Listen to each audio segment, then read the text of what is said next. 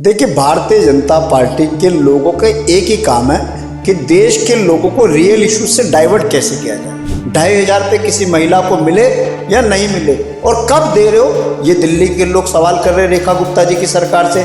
दिल्ली के लोग पूछ रहे भारतीय जनता पार्टी से कि आपने कहा था कि 300 यूनिट बिजली हम फ्री देंगे, उस 300 यूनिट बिजली का क्या हुआ? कि 5 रुपये में हर गरीब को हम अटल कैंटीन के अंदर भोजन कराएंगे, उसका क्या हुआ? तो द्वारका एक्सप्रेस हाईवे पे जिन लोगों ने घोटाला करा उन पे क्यों नहीं FIR हुई, उन पे क्यों नहीं मुकदमे दर्ज हुए, उन पे क्यों नहीं रजिस्ट्रेशन हुई? जो लोग आयुष्मान घोटाला के शामिल में जो नेता शामिल थे उन पे क्यों नहीं FIR हो रही? इनके मंत्रियों को, इनके विधायकों को, इनके नेताओं को, इनके अफसरों को देश लूटने की देश लूट रहे, देश देख रहा है कि CAG की रिपोर्ट टेबल होने के बाद भी कोई FIR नहीं हुई। जो कार्रवाई किसी भी अपराधी पे बनती है वो कार्रवाई कपिल मिश्रा पे होनी चाहिए, उनके खिलाफ जांच होनी चाहिए, उनके खिलाफ कार्रवाई होनी चाहिए। ये देश संविधान से चलेगा, ये देश कोई भारतीय जनता पार्टी की गुंडागर्दी से थोड़ी चलेगा।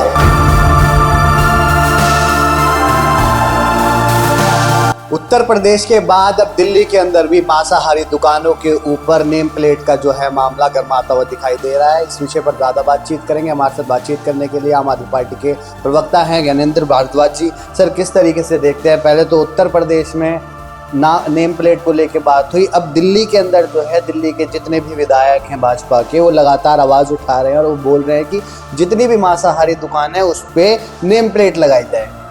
देखिए, भारतीय जनता पार्टी के लोगों का एक ही काम है कि देश के लोगों को रियल इश्यू से डाइवर्ट कैसे किया जाए। आज दिल्ली के लोग भारतीय जनता पार्टी की सरकार से जवाब मांग रहे हैं कि आपने जो बड़े बड़े वायदे दिल्ली के लोगों से करे थे उनका क्या हुआ?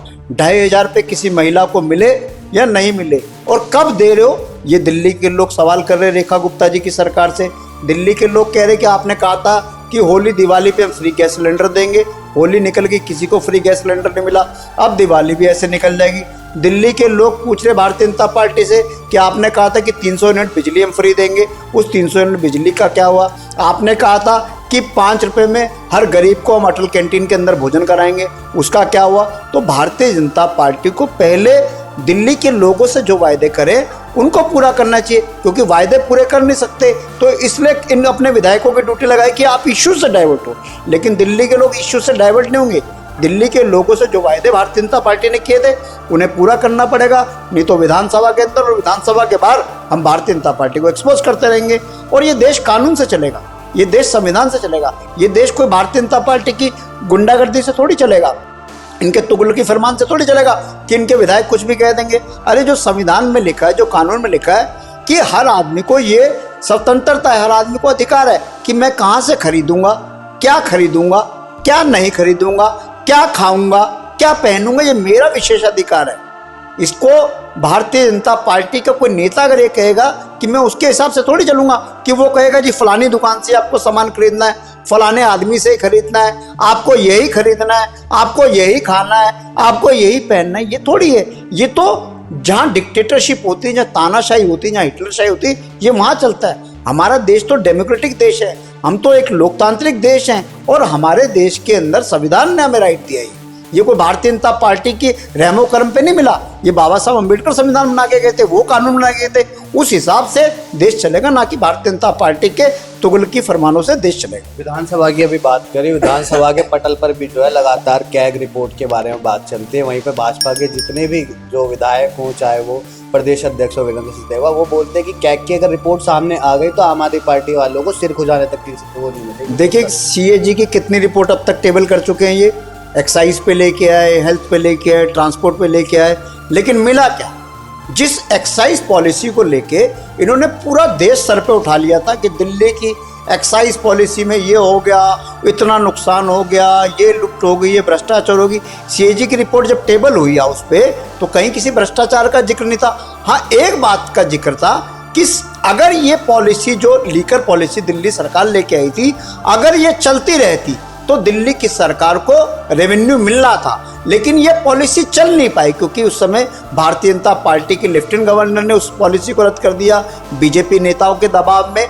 उसकी वजह से दिल्ली सरकार को नुकसान हुआ। अगर दिल्ली सरकार को बीजेपी के एलजी के रिजेक्शन करने से, उस पॉलिसी को रिजेक्ट करने की वजह से नुकसान हुआ तो उस समय के एलजी पे मुकदमा होना चाहिए था। उस समय भारतीय जनता पार्टी के जिन जिन लोगों ने पूरे देश में भ्रम फैलाया, जिन जिन अफसरों की मिलीभगत थी, सब पे एफआईआर होनी चाहिए थी।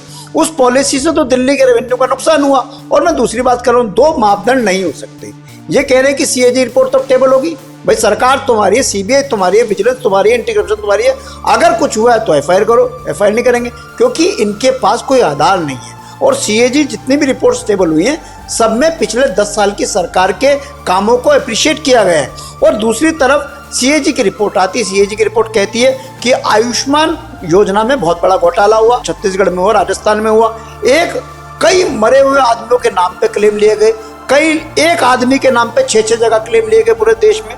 तो बहुत बड़ा घोटाला आयुष्मान योजना में हो। उस पर सीएजी ने अभी तक रिपोर्ट आने के बाद अब तक भारत सरकार ने उस पर क्यों नहीं एफआईआर कराई, क्यों नहीं दोषी लोगों के खिलाफ कार्रवाई, क्यों नहीं उन्हें अरेस्ट किया गया। दूसरी तरफ सीएजी ने यह भी कहा कि जो द्वारका एक्सप्रेस हाईवे बन रहा था, जो 1 किलोमीटर की सड़क 250 करोड़ रुपए में बननी थी, वो सड़क जाके 1000 करोड़ रुपए में बनी, तकरीबन 4 गुना ज्यादा लागत पे। तो द्वारका एक्सप्रेस हाईवे पे जिन लोगों ने घोटाला करा, उन पे क्यों नहीं एफआईआर हुई, उन पे क्यों नहीं मुकदमे दर्ज हुए, उन पे क्यों नहीं रजिस्ट्रेशन हुई। जो लोग आयुष्मान घोटाला के शामिल में, जो नेता शामिल थे, उन पे क्यों नहीं एफआईआर हो रही। जो द्वारका एक्सप्रेस हाईवे घोटाले में शामिल थे, उन पे। ये तो सीएजी रिपोर्ट ने कहा है। उसके बाद भी भारत सरकार अभी तक इस पर कोई कार्रवाई नहीं करी। तो कुल मिला के ये हो रहा है कि जिसकी लाठी उसकी भैंस। भारतीय जनता पार्टी की सरकार, इनकी सरकार में खुली छीटा इनके मंत्रियों को, इनके विधायकों को, इनके नेताओं को, इनके अफसरों को देश लूटने की, देश लूट रहे। देश देख रहा है कि सीएजी की रिपोर्ट टेबल होने के बाद भी कोई एफआईआर नहीं हो रही। वहीं पर अगर कोर्ट की बात करी जाए तो दिल्ली के कानून मंत्री हैं कपिल मिश्रा, उन पे भी दिल्ली दंगों के आरोप पे जो है जांच बिठाने की बात करते हैं। लेकिन निश्चित तौर पर जब दिल्ली के दंगे हुए थे, हम नहीं कह रहे थे, पूरे देश ने देखा कि किस तरीके से जाफराबाद मेट्रो स्टेशन पे कपिल मिश्रा ने मॉब को एक भड़काऊ भाषण दिया और उसके बाद दिल्ली में दंगों की आग लगी। और उस समय जो दिल्ली हाई कोर्ट के मुख्य न्यायाधीश थे, उनकी कोर्ट में जब ये मामला जाता है तो दिल्ली हाई कोर्ट के उस समय की चीफ जस्टिस ने कहा था कि कपिल मिश्रा, अनुराग ठाकुर और परवेश वर्मा के भड़काऊ भाषणों की वजह से दिल्ली में आग लगी। इन तीनों नेताओं ने दिल्ली के दंगों में आग में घी डालने का काम करा, ये उस समय की कोर्ट ने कहा था। और उन्होंने दिल्ली पुलिस को इंस्ट्रक्शन दी कि इन तीनों के खिलाफ एफआईआर हो, इन तीनों के खिलाफ जांच हो।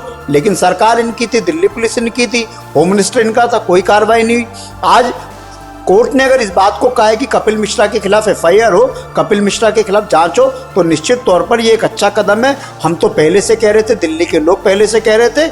और अब कपिल मिश्रा को पहले इस्तीफा देना चाहिए, रेखा गुप्ता जी को उनका इस्तीफा लेना चाहिए और मॉरलिटी के आधार पर इस्तीफा दें, एफआईआर हो, जांच हो। और जांच में अगर कपिल मिश्रा दोषी पाए जाते हैं तो भारतीय दंड संहिता के हिसाब से जो कार्रवाई किसी भी अपराधी पे बनती है, वो कार्रवाई कपिल मिश्रा पे होनी चाहिए, उनके खिलाफ जांच होनी चाहिए, उनके खिलाफ कार्रवाई होनी चाहिए। बहुत शुक्रिया हमसे बात करने के लिए। तो ये थे हमारे बातचीत करने के लिए और इन तमाम मुद्दों पर ज़्यादा जानकारी देने के लिए आम आदमी पार्टी के प्रवक्ता ज्ञानेंद्र भारत। फिलहाल के लिए बस इतना ही। दैनिक लाइव के लिए दिल्ली से अभिषेक सिंह।